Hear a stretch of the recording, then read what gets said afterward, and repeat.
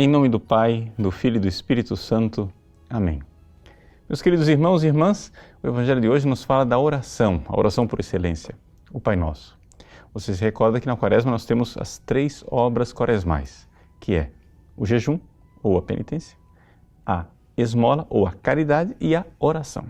Aqui Jesus nos ensina a rezar com o Pai Nosso. O Pai Nosso ele é composto de 7 pedidos, mas os 3 primeiros são os mais importantes.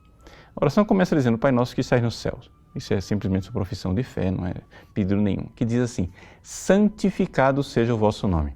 Santificar o nome de Deus quer dizer o seguinte, eu devo crer nele e querer que outros creiam no nome de Deus.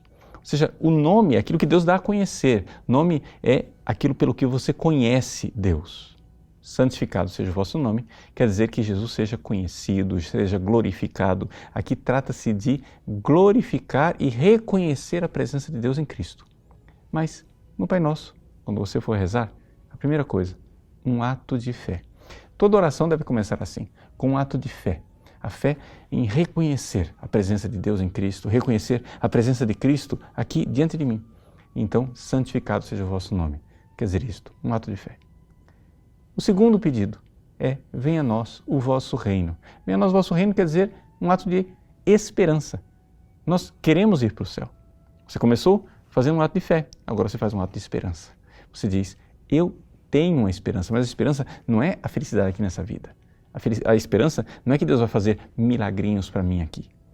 A esperança é que Ele um dia me receba no céu. Ou seja, venha a nós o vosso reino. O reino que é dos céus, onde nós queremos entrar um dia.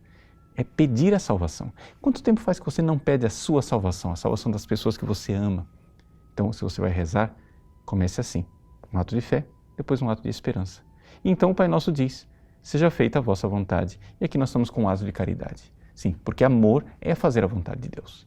Então, você faz um ato de caridade e diz, Senhor, eu vos amo, eu quero dobrar minha vontade diante de vós, eu quero vos amar, Senhor. E corresponder assim ao amor de Deus, que se entregou por nós e morreu na cruz.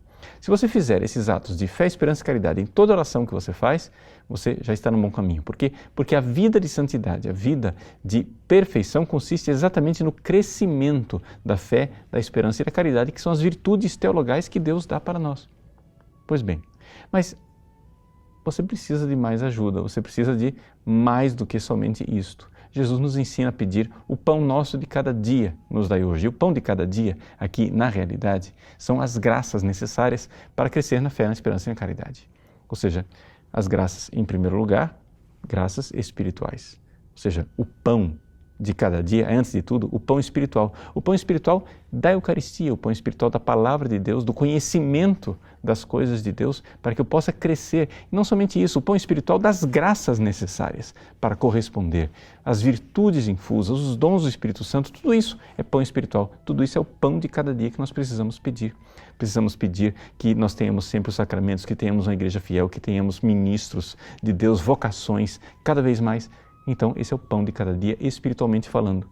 Mas nós temos também um pão material, porque afinal das contas nós não somos anjos. Nós temos também o nosso corpo.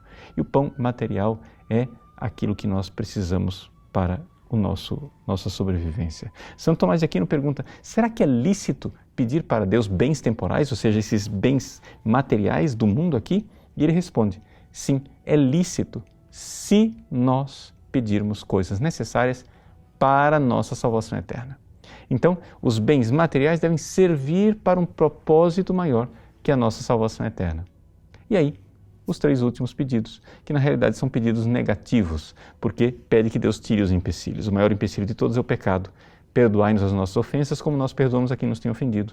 Mas depois disso, do pecado, vem a tentação. Não nos deixeis cair em tentação. E, finalmente, livrai-nos do mal.